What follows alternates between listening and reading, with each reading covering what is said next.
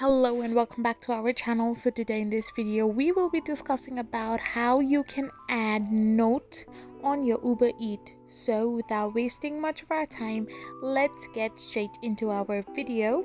So for this, you need to first of all open your Uber Eats account by tapping the app, and once you tap on the Uber Eats app, you will end up in this page, which will then redirect you to this interface.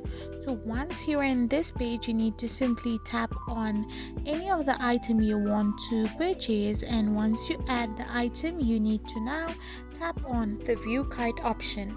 So once you do this, now simply add items or simply tap on go to checkout.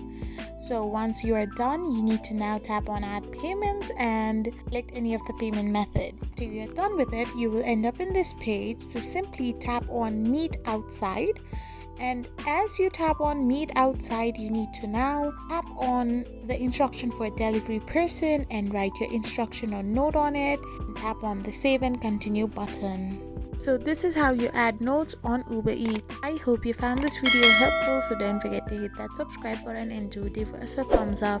Thank you for watching.